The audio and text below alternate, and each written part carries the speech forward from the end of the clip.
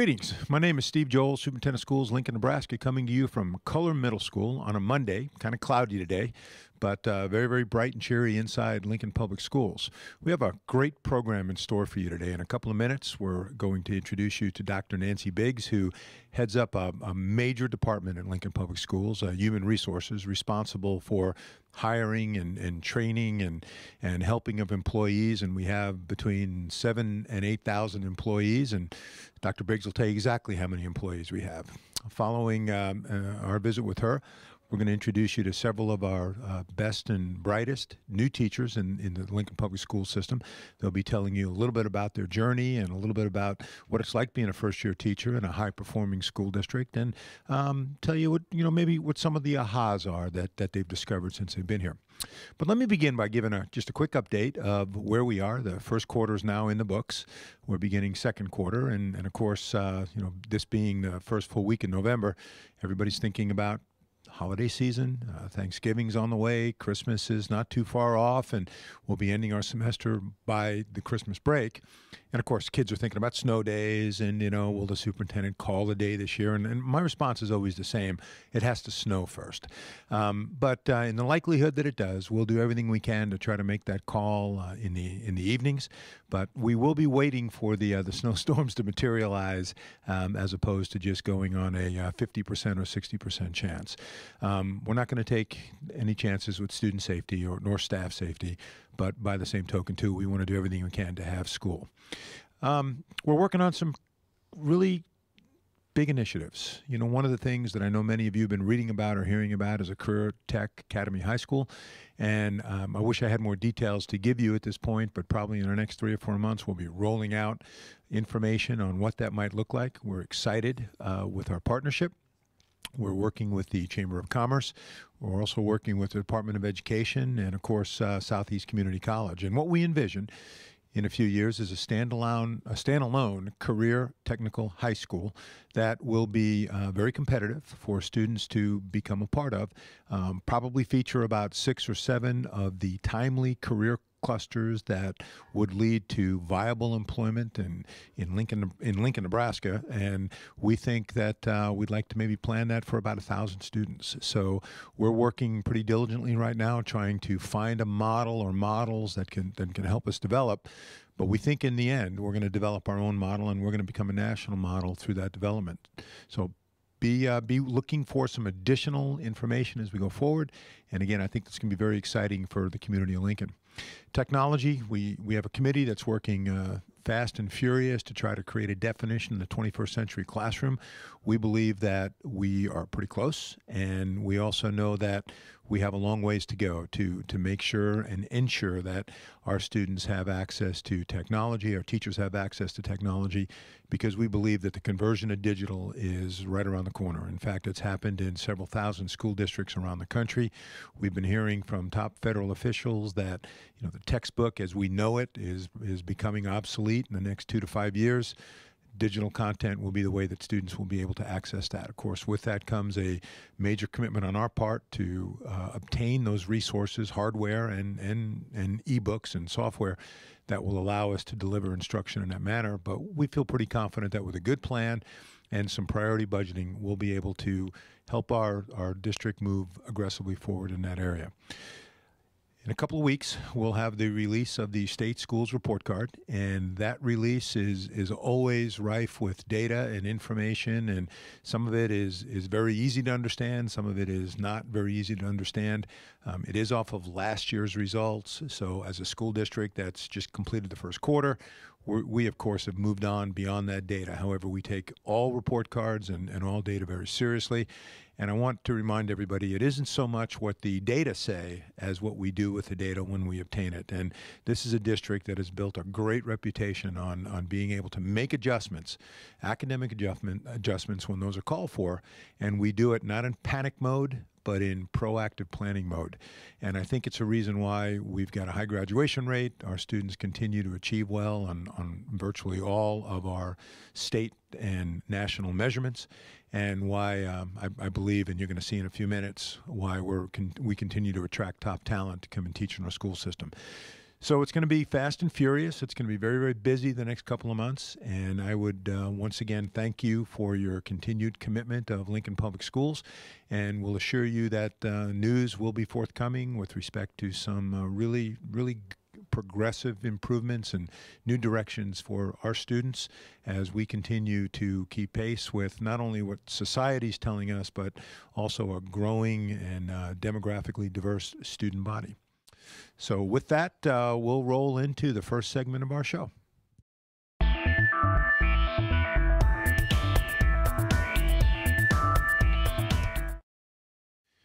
You know, as I've said before on several other video shows, I've been a superintendent in Nebraska now for more than 20 years. And in that time, I have grown to admire some of the top talent that Lincoln Public Schools has in its employ. One of those top talents is Dr. Nancy Biggs, who heads up what could arguably be one of the most important enterprises that we endeavor to do a good job with, and that's human capital. And so it's a real pleasure to have Dr. Biggs with us today to talk a little bit about human resources and Nancy's stellar career in Lincoln and lots and lots and lots of people that you've hired. Talk to us about the hiring process.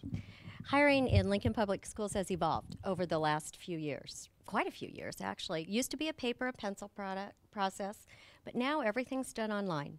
So the applicants can sit in their homes in England, in Ogallala, Nebraska, anywhere, fill out the application. They can upload their resume, upload transcripts, upload student-teacher evaluations, and send it all to us at whatever hour they like to be on the computer. So it's been great. And we see them as soon as they send them to us.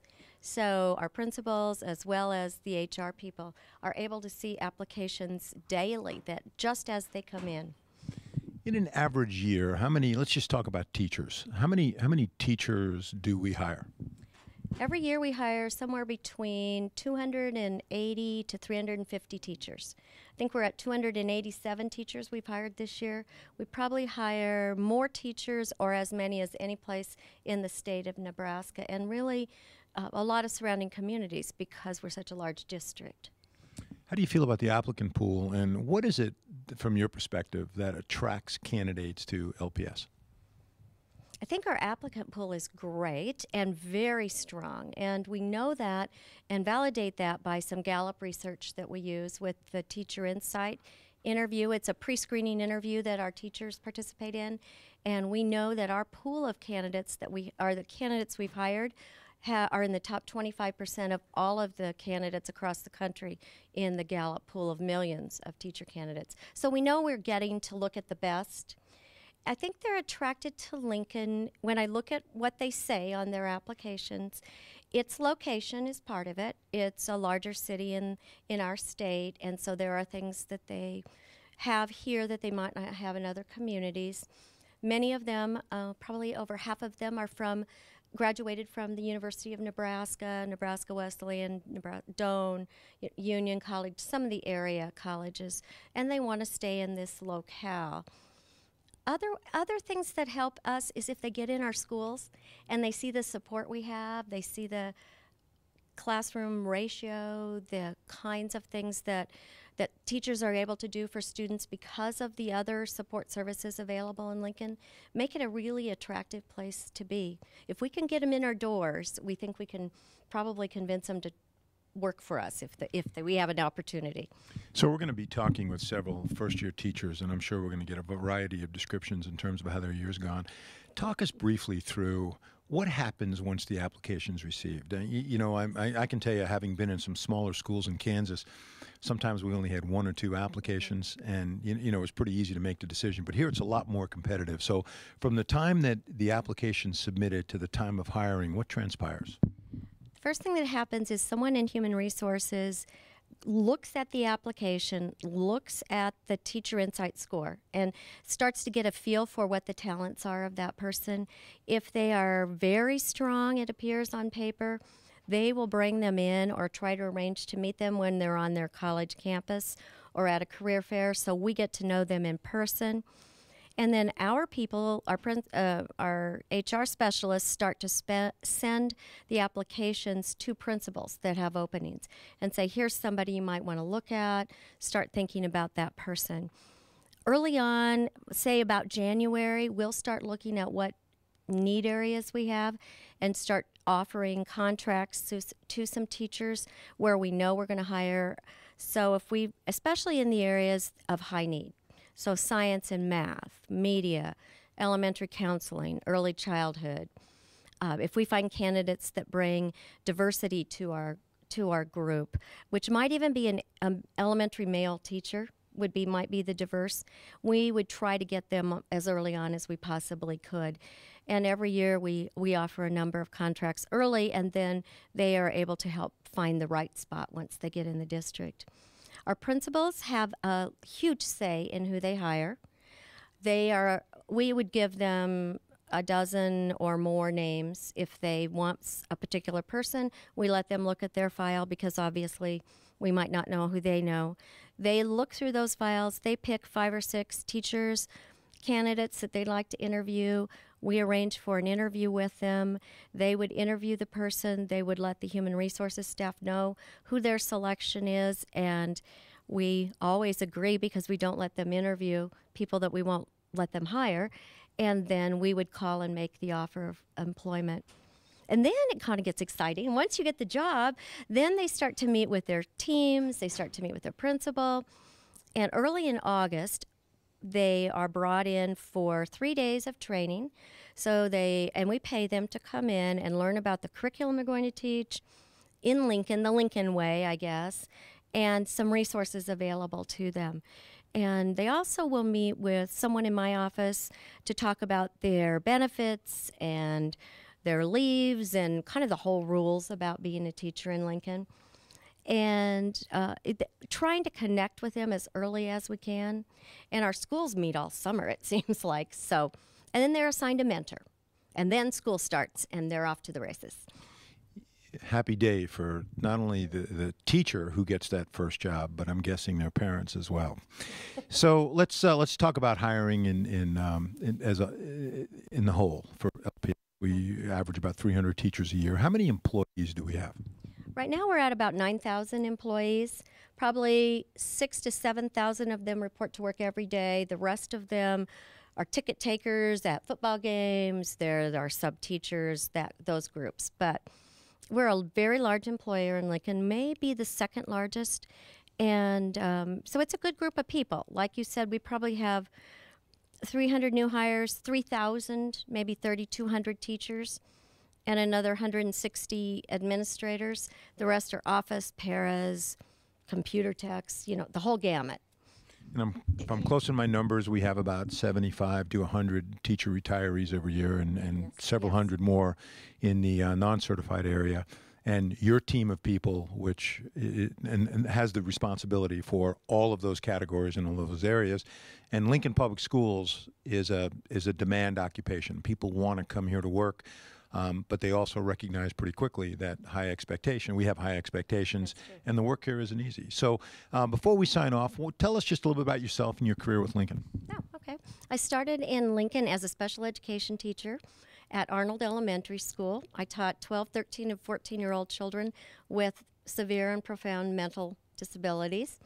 And I then moved and taught learning disabled students and BD students at Meadow Lane, worked in central office developing curriculum, went back to a building and was a building coordinator, and then came into human resources hiring elementary staff. Actually, back then I hired custodians, bus drivers, paras, teachers, the whole gamut.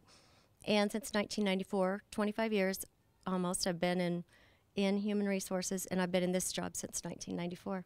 It's been a great year. And you've done a great job, and our system is reaping the benefits as a result of that. And Nancy is a native of Lincoln, a rocket from a few years ago, and very, very well connected not only in the state of Nebraska but nationally.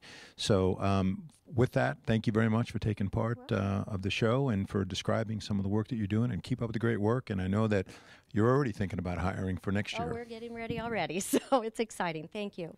Thank you.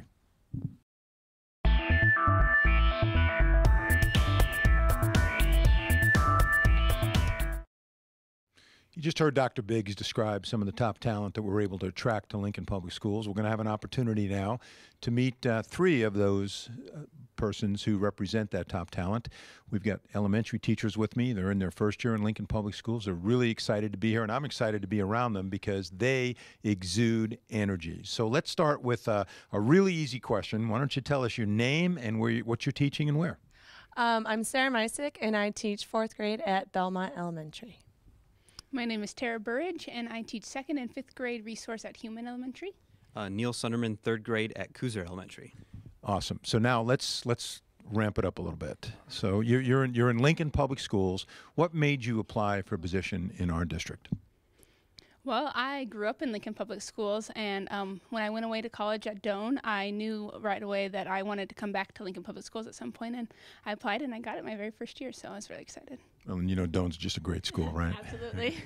When I was in the process of looking for districts to apply to, I knew that Lincoln Public Schools is one of the strongest in the state, and I really wanted to end up here eventually, but I got lucky and ended up here my first year, so it turned out great. Well, it wasn't luck. You know, you were picked. It was skill. I graduated from the MAT program, and so I spent a year student teaching in Lincoln Public Schools, and I just heard of the support they have for new teachers and really thought of that as something that I wanted in my first year, and I was fortunate enough to get a job here. So thinking back to that day that you received the offer, you got the job. Describe that. What were you thinking that moment that somebody from Human Resources called you? Well, I had done 3 interviews the week before, and then I did my interview at Culler that day early in the morning. So I was really excited. I got the news a couple hours after my interview, and I called my family and just all sorts of joy and pleasant emotion. My first interview was with Belmont, and so the next day Dr. Byers had called while I was actually student teaching, and so I wasn't sure the phone call if it was going to be positive or negative, so I was nervous all day until I could get back to her. And just like Neil said, thoughts of joy, emotion. I was just extremely excited and fortunate. I was actually in class when I got the call, and I remember answering my phone in the middle of class. I got a little bit yelled at from my professor, but I did anyway. And same thing, Dr. Byers, of course.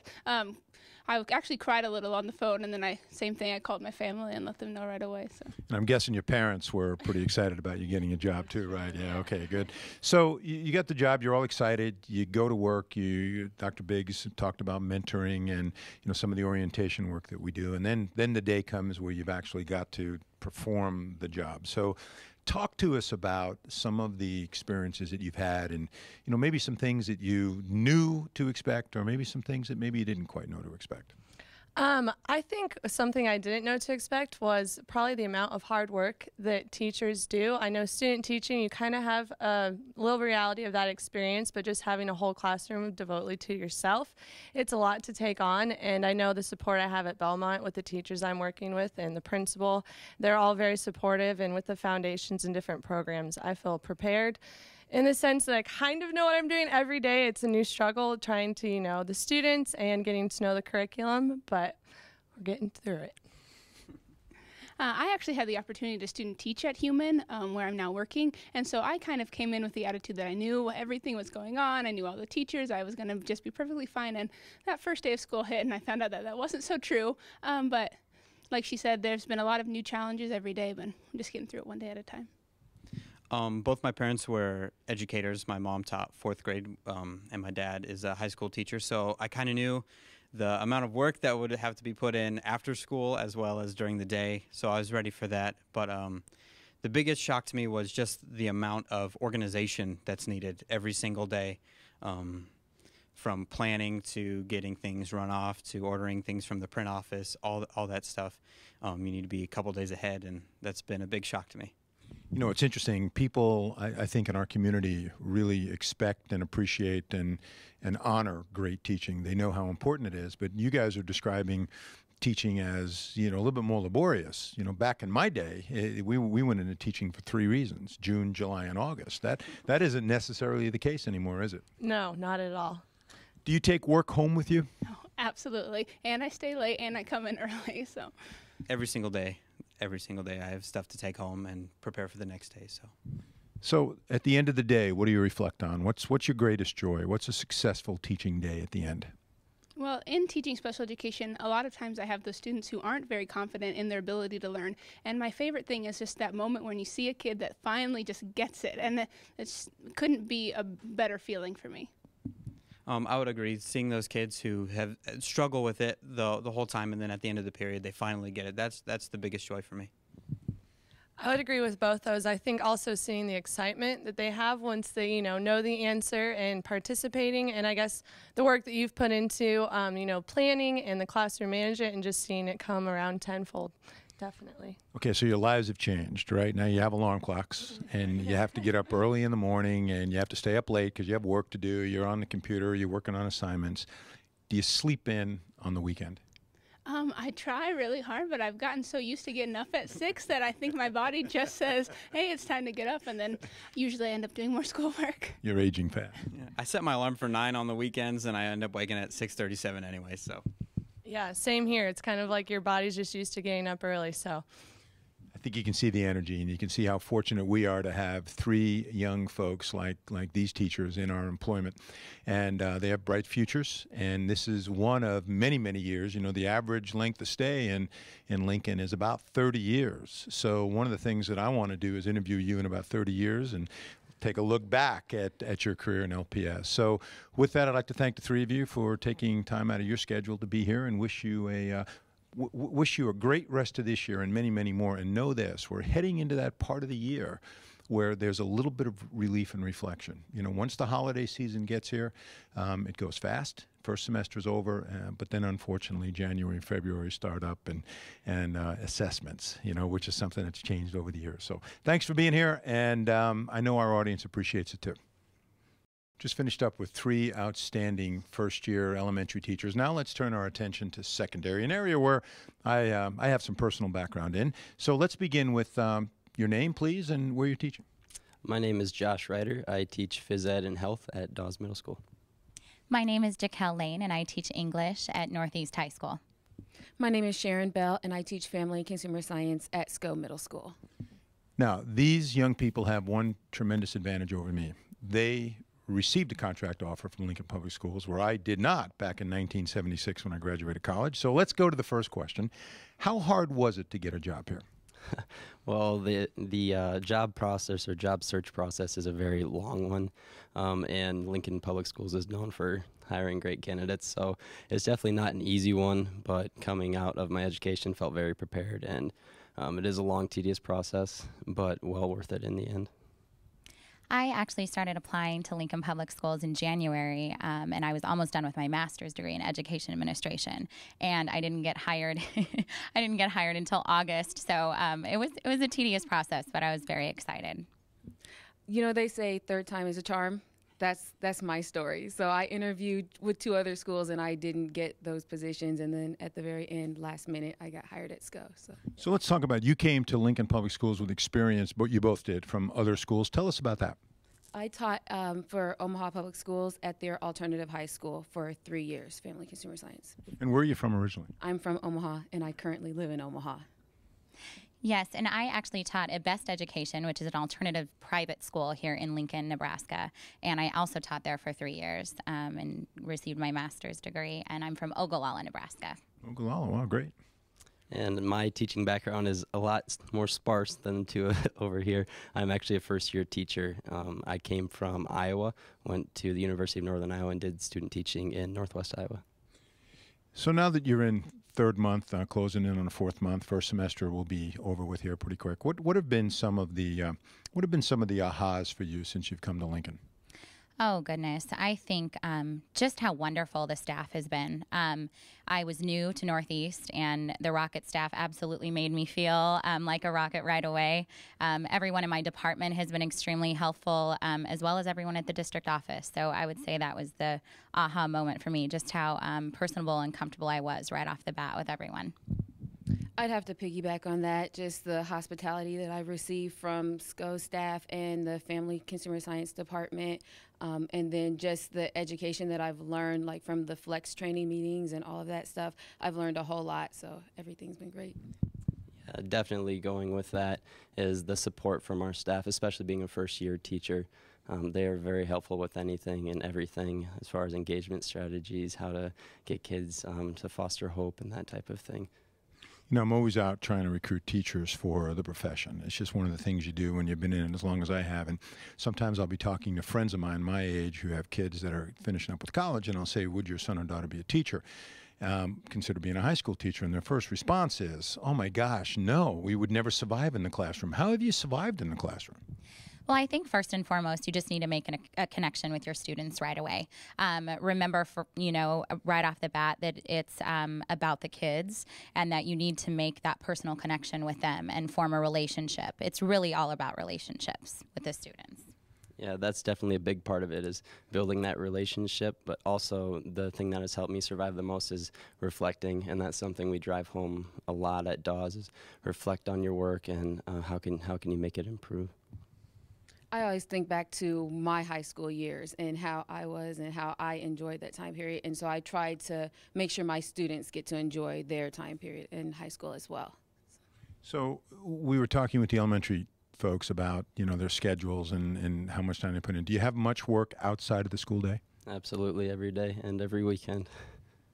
I'm an English teacher, so that's a given. I kind of knew what I was getting into with my major. So, yes, I do. Absolutely. Every weekend, every night. So. I would agree. The same. Weekends, nights, and I get the luxury of having to go grocery shopping outside of school and sewing projects and stuff, too. So on the weekends, yes. So one of the things that we've learned in most of our lives and our journeys is that we have to have balance. So teaching can be all-consuming. A little bit of stress, particularly in the high stakes environment that we live in. How do you wind down? What's your way to deal with the time that you need to be away from school and kids? It's still doing the same things that I did before I started teaching. I'm still finding time, as tough as it is to find that time, but still finding time to do the things that I enjoy, exercising, reading, that type of thing. Also, the staff at Dawes has been so supportive of me. I've made connections outside of school too, so it's been a very good fit for me there. Yeah, I would have to agree with that. You have to make time for yourself. You just have to be successful. And whether that's working out or doing things you love, like reading or something of that nature, it really will benefit in the classroom as well to take time for yourself. I would agree. I always make sure I have some time over the weekend to do something and to exercise. And I get the luxury of having an hour drive home every day, so I get to wind down on my way home as well. So. I hope you say that in 2 or 3 years or 4 years, because that commute to me would get really old, particularly all the construction. Okay, let's wrap up with this question. First year, and hopefully of many in Lincoln Public Schools. What are you thinking right now in terms of being able to maintain this kind of a pace and be the effective teacher that you are right now, knowing that we all want to improve our skills going forward? What do you see for yourself down the road in terms of professional growth and you're becoming a better teacher?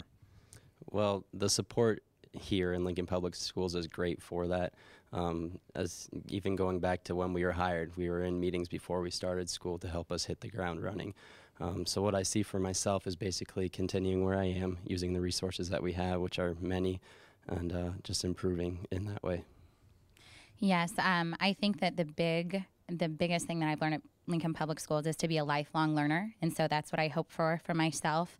Maybe a career in administration at some point or another would be wonderful as well, but to continue to grow and thrive as a teacher. I, too, also plan to be an administrator one day, and also at this point, just taking advantage of all of the opportunities that are offered to me through the school district, which I see as a lot of things. So. We have a large percentage of our teachers have master's degrees. Do you have a master's degree? Not yet, no. Working on it? Yeah, well, just finished my bachelor's in the spring, so. What's taking you so long? Down the road, hopefully. Slacker.